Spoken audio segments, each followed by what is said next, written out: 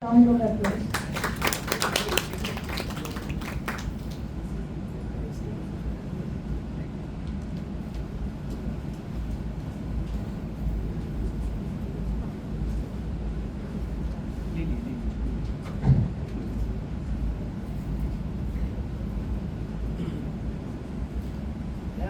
ভ্যালিডেটরি function আছে প্রাইসটাই দেওয়া আছে ফাংশন আছে প্রাইস দিতে হবে এরপরে হাজার লেকচার শুরু হয়ে গেছে এসে যাবে একটু কাজ করে চলে আসবে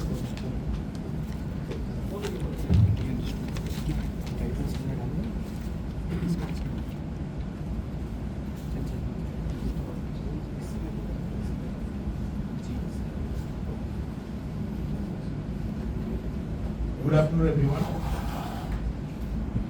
So, to start with, I should thank Dada for inviting me. But Dada didn't invite me. They ordered me to come, and here I am. To start with, the topic is AI enhanced diagnostics for bio-macromolecules conquering antibacterial resistance.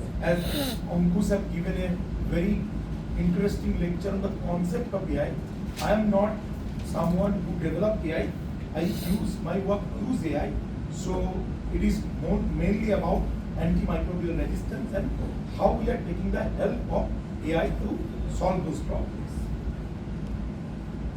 To start with, because I think we are in a very interdisciplinary one, but in the world of COVID, you all heard about antimicrobial resistance.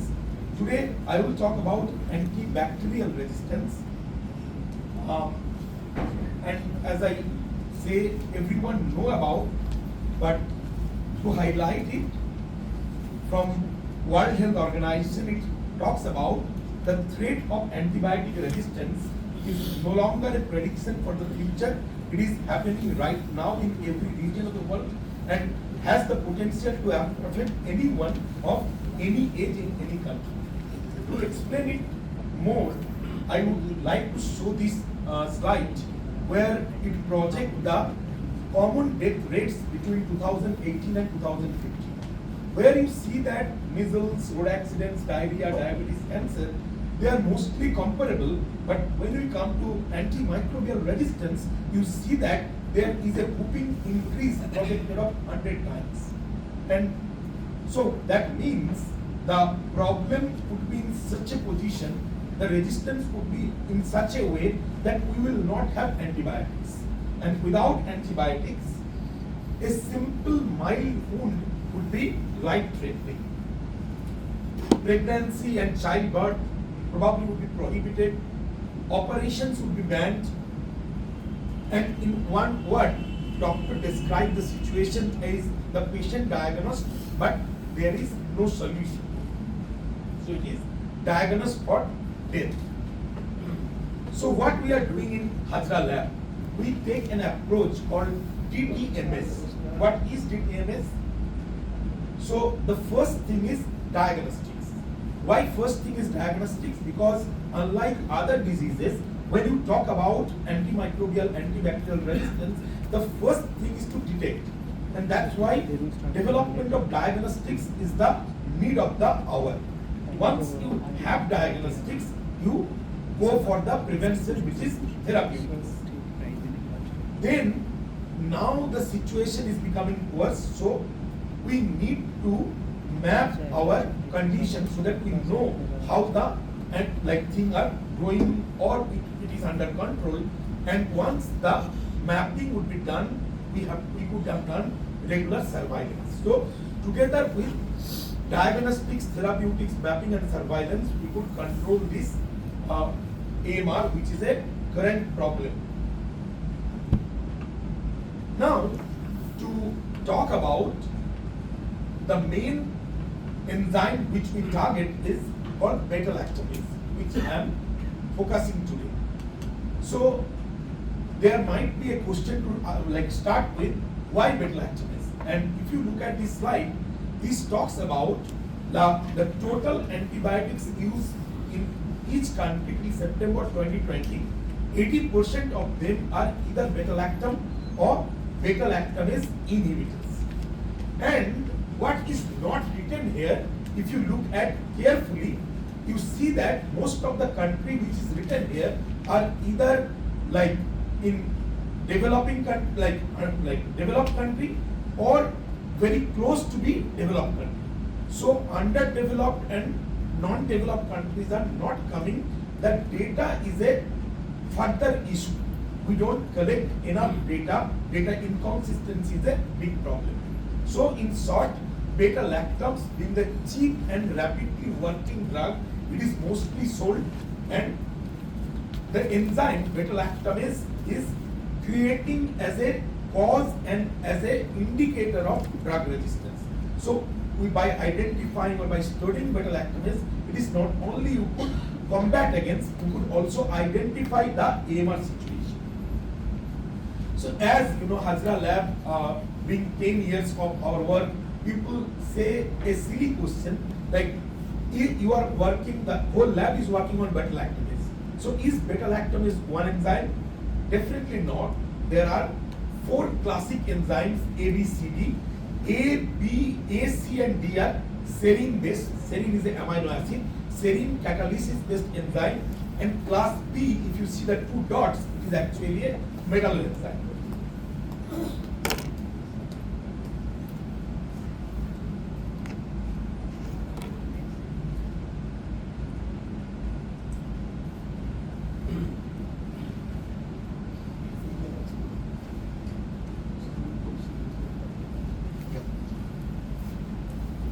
And then there are transpeptidases, there are metallohydrolases, there are newly coming PRP, penicillin recognition protein, and a lot of PDPs. They all are the family of this enzyme, and among them, the class A would be the focus of today's talk. So when I start my lab in 2014-15, I come with a lot of questions like which enzyme I want to start. I want to start on beta-lactamase, but it gives me a lot of questions on beta-lactamase. How many class A beta-lactamase are present? How similar are they? Which ones should we focus on? What would be our approaches to studying them? The questions were endless. Data inconsistency, as I told, was a problem. So our lab took a very bold step to solve it. We thought, why to spare anything? So we go for computational approach to fish out all and every enzyme beta-lactamase which are present in the literature. So we developed a program which fish out all the beta-lactamases, and for example, for class A beta-lactamase, we fish out 25,000 plus proteins from the literature, and then we refine them and finally come up with 1916 sequences. With those, we developed a computational phylogeny which helped us to get a classification. And when we start getting the classification, to our happiness, we already find the marketed established classes, which means we are going on the right way. So we get the marketed established ones and many others. So to answer our questions, we get 150 plus, to be specific, 159 different unique subclasses of class A. Sequence wise, they ranges from 90 to 40% identity between them. But they have strikingly similar folds in their 3D structure. But if there are little changes in their catalytic efficiency, there are possibility of alteration of their responses to drug, which means they could have possibility to create drug resistance. Which one should we focus for? At that moment, we didn't have idea on that, and we were working on them, and then we come to what would be our approaches. So we get a lot of them just to show you, and then we try to deep dive to categorize them on a deeper level. So we develop a deep flow where, as you see in the workflow, we are working with sequence, protein gene sequence, protein structure, protein drug interaction, the mutations and the dynamics. All we use, and I would thank to more than 200 plus interns in last 8 years who have constantly from online and offline worked to develop this database. So what this gives us? This gives us a multi-level analysis. If you see, there are different beta-lactamases, but they have so beautifully aligned. Their 3D structure is so much similar. They have different part of the structure. They have this active site, omega loop, STN loop, KTG motif and SXK motif to look on, and we study on the level of gene sequence, protein sequence, structure, complex, dynamics, and the network. So with that, what we to do that, we develop a lot of automated pipeline, like this is a pipeline which help us to do the interaction between all classes of beta-lactam drugs and beta-lactamase inhibitor with the enzymes. We also develop automated pipeline for simulation, and with all this data, we be able to construct a database. So in a summary of this, our goal is to create a comprehensive database for all variants of beta-lactamases.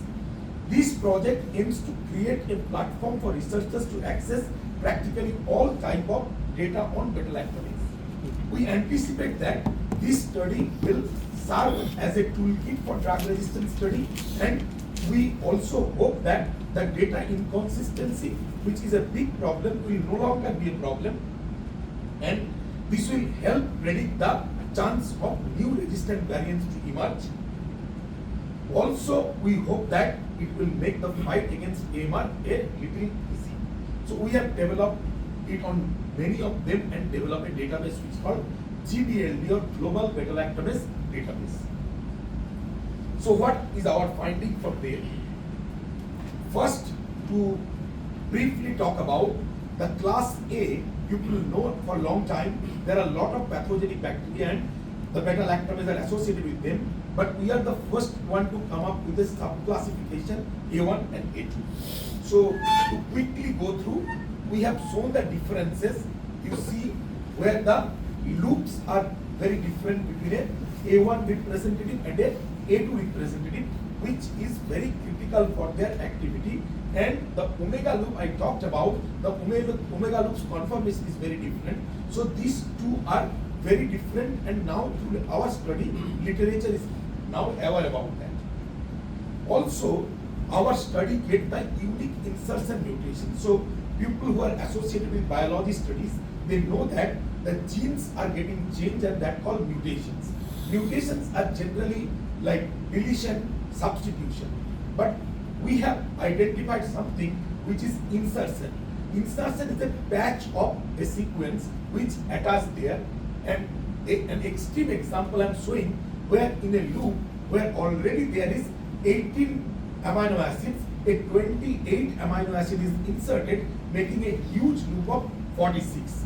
So we have actually worked on them, identified them, and clone all of them to study and understand this new problem.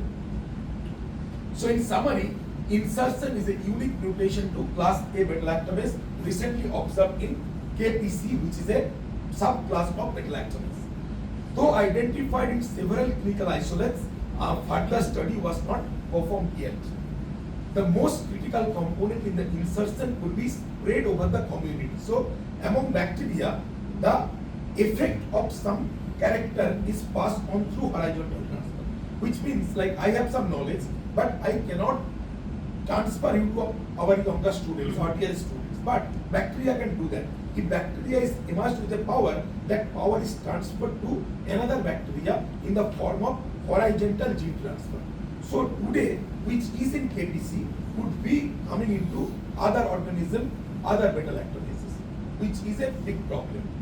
Our initial study provided very interesting results, and most importantly, getting clue from this incident, we have searched genome-wide and identified few other very unique insertions.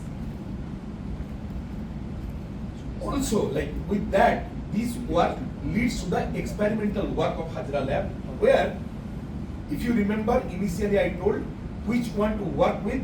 Now we have divided them into group. You see this group 1, group 2A, group 2B, group 3, group 4, group 5, group 6 and group 7. All these groups are up to group 1 to group 8. They are sub-classified by us and they are the representative. How they made? So that all the data I showed, those all are used as a features. Those features are helping us to develop a AI-based model. This AI-based model ranked those beta-lactamases as good representative of the entire 160 class. So now we know that these 17 we are going to work further. So now we have to know that how you would make the approaches to study them. So again, we have done a lot of work. First, we have cloned all the 17 enzymes and their interesting mutants, variants. We have overexpressed them, purified them, and characterized them through biophysical, biochemical, kinetic, and crystal-based studies. But I will not talk about all of them today for obvious reason. I will talk about one of them called SME. So SME is a carbapenemase. Up to now I was talking about beta-lactamase. Carbapenemase are next level of enzyme which not only degrade the beta-lactams but also degrade carbapenem, which is the last line of hope we had. So SME is identified in Serratia macerans, which is a nosocomial pathogen often associated with hospital-acquired infections. The gene encoding SME1 is BLA-SME. It exhibits and folds similarities to another conventional class like KPC I talked about and NMC. In addition to carbapenem hydrolysis, it is associated with many other resistances. And usually having limited spread, recent increased emergence of Serratia infection is observed. So again, we have studied them through cloning, overexpression, purification, and also with the wild type, we have taken some of the mutant which are lysine 73 to alanine and glutamate 166 to alanine, which are helping us to trap the reaction pathway. So the pathway have two steps, acylation and deacylation. It helps us to get intermediates.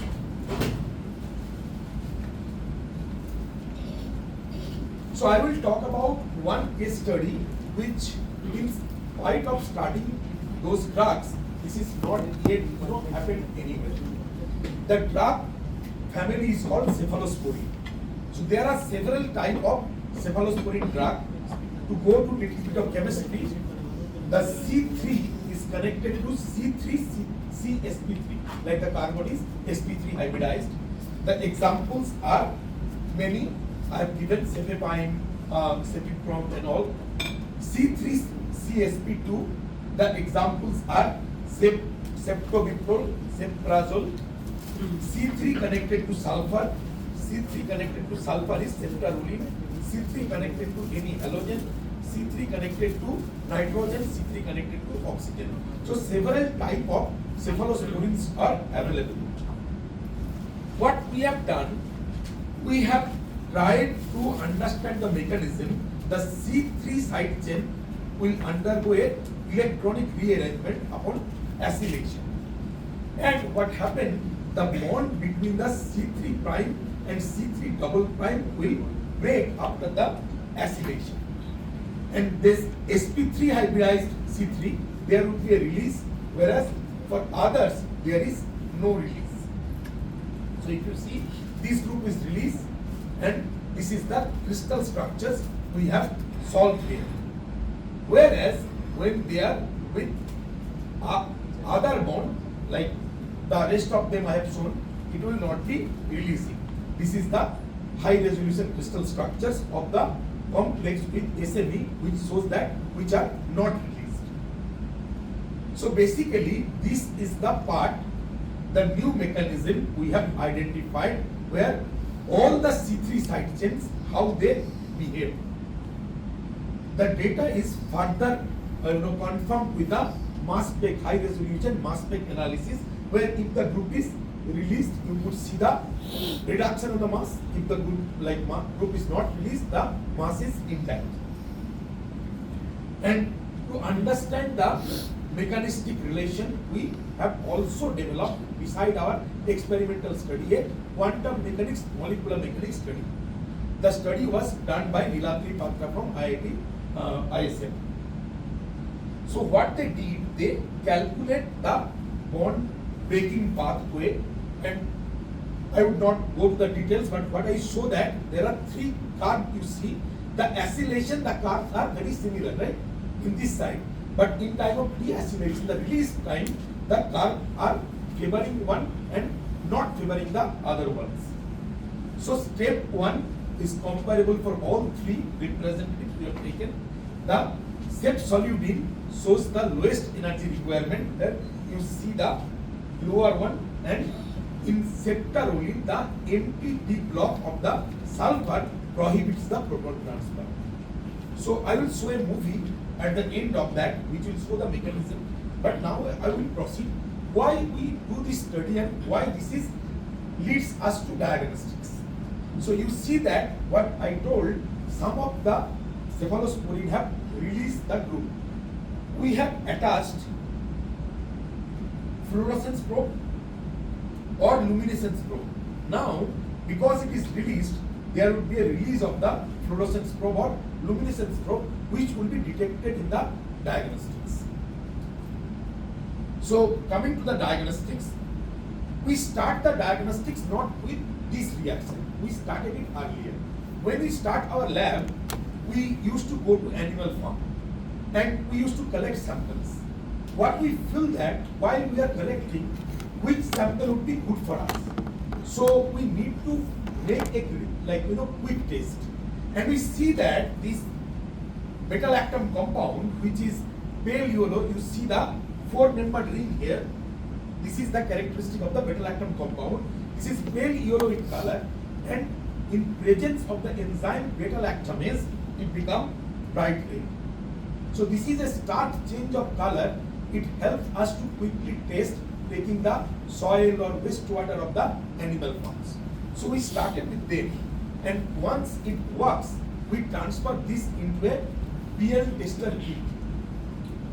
This BL tester kit, as I told, it identifies the presence of a 4-membered ring. Why it is so special about 4-membered ring? If you imagine, 4-membered ring is thermodynamically very unstable, and biology don't support them. So in biology, all the ring compounds are either 5-membered or 6-membered. So getting a 4-membered ring to be targeted is very exclusive, and that don't get the effect of the mixtures, which is always a problem in biology. So our kit takes around 5 to 6 hours. This is a statement which might be wrongly taken. So when you have enough samples, it will not take 5 to 6 hours. But if you consider biomedical condition where you are picking up 1 to 5 microliter, you have to grow them, and that time it takes 5 to 6 hours. So because of the easy, cheap and fast detection of AMR sample, it would be a good tool for AMR detection. Now we patented, we got the patent granted, but now we think about other place. As I told, the sample availability is a good thing, and if you see for the environmental samples like water, like animal farm, it is safe to collect because like biomedical sample, there are no issues of like further infection and all. It does not require specific lab setups, and it's available of sample in abundance. You should take 1 liter of water or 10 liter of water, right? And quick visualization will help us. So that inspire us to develop something which we call environmental BL tester. In an environmental BL tester setup, we have optimized it. So you see that the red color is generating in the filter, and based on the availability of the red color, we are identifying.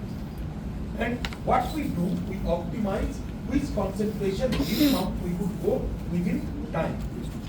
So these are the cell volume. So overall, with the decrease in the resistant bacterial cell population, the time for detection is being optimized. But we also have to optimize the amount of water we will pass through, and the membrane could be activated. How the membrane could be activated? So we made a small, experiment where we have added lysine. Lysine is an amino acid which is positive in charge. We add lysine, and you see the three membrane, the increase with lysine, the red color increase with the same condition. So that tells us, like, if we activate the membrane, it will give us better result. With the help of Professor Deka from our university, our institute, we have introduced that. So we have collect samples. You see that how it works on the spot. So we take Ganga Canal, Sulani River, municipal waste, Roorkee Nala, wastewater, and then dairy waste. And through this tool, now we could measure the AMR intensity of any and every place without having much expertise. To go further, we developed a 3D printed device which is could be impregnated in any sources, and it could be collecting the water source and measure the AMR. So we developed the robotic based hardware automation where we have the use of microfluidics. We put the biosensor, and also we have IoT based regular data collection. So wherever we integrate, the data will be coming to our central server through this IoT. The microfluidics is done by Gaurav, another faculty of IIT Roorkee, and Himanshu Joshi is helping us with the wastewater treatment plant, and Rahul Thakur, a new faculty, is helping us with the IoT component. So now through these we are going to the AI development, as I talked about, and what we have done, we have, as I told, there was color generation. We have done with pure enzyme at different concentration, collecting the different colors and collecting the images. We have done this with all those marketed beta-lactam and beta-lactamase inhibitors like MBI, monobactam, carbapenems, BBO, and BARCs. We collect the images, the kinetic numbers, and the MIC, and we develop a database which leads to the formation of the mobile app. So before going to, I would like to talk about a small silly experiment which will very quickly show how this is an enzyme. Previous literature reported that this enzyme have no effect on beta-lactam, like it cannot break the beta-lactams. But we have made through this idea of our kit. You see that the right side there is a very strong enzyme which is the beta-lactamase, and the second enzyme is this. So when we do the experiment, we see the color develop in both the one, and that confirms us that it have the beta-lactamase activity. Then again through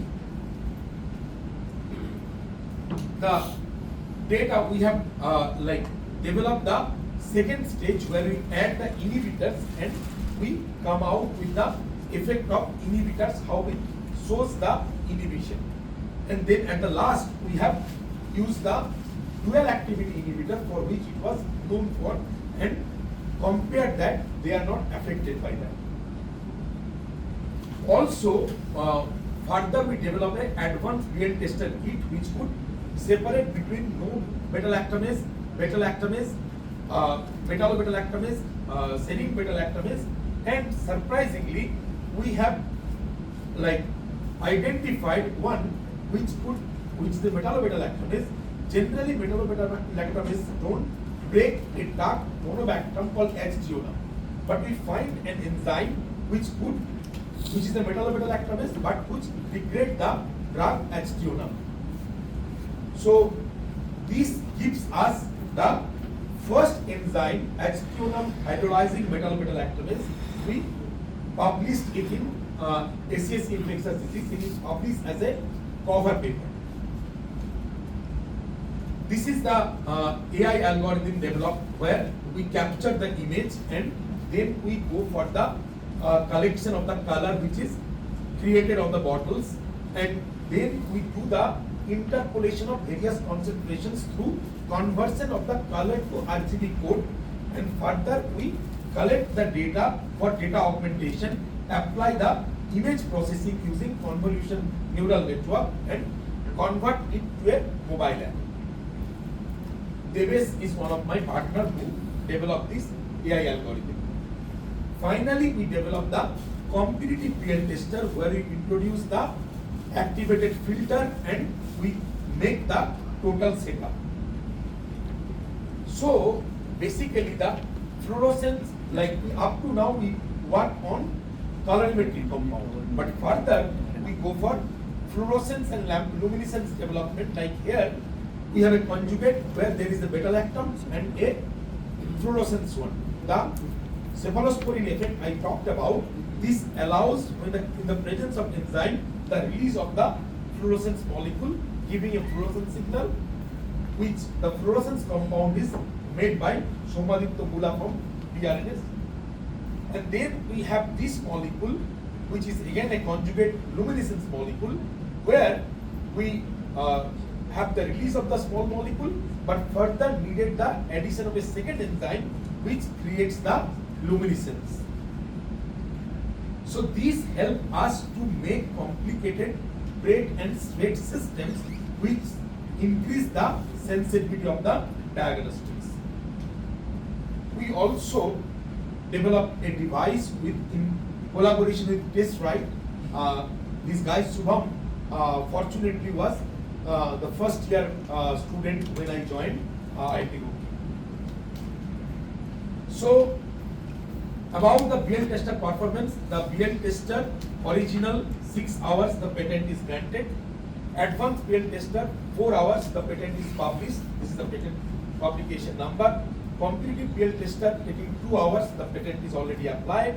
Environmental BL tester 5 to 10 minutes the patent is filed. The competitive BL tester with activated filter the patent is under preparation. The luminescent competitive BL tester 1 hour the compounds are synthesized. We are now doing the screening. And last, the thread-based BL tester which is taking 15 to 30 minutes. This is where our dream is. If we could reach there, any person going to a hospital don't have to get the trial and error antibiotic from a doctor's experience. You go there, your sample will be taken, and within 15 to 30 minutes, optimized drug will be chosen, and the doctor will take the help of that and prescribe that antibiotic. So this we think would be a revolution. So we have opened a Pandora box of one of the most interesting and demanding clinical problem of current era. Our experimental study would be instrumental in understanding the subtle differences between enzymes as well as enzyme-drug interaction in the world of beta-lactam, beta-lactamases. This understanding would help us design new generation theranostics, the diagnostics and therapeutics, especially in treating newly invented drug. Diagnostic system designed by us would be really helpful tool to fight against AMR. We could not stop AMR, but we have to slow it down for the existence of humanity. And that's why it is a high requirement where the individual researchers will not work. There needs to be appearance from below the level, from animal farm, from the doctor's hospital to highest level of drug development. This is Hazra Lab. These are the funding agencies, and thank you.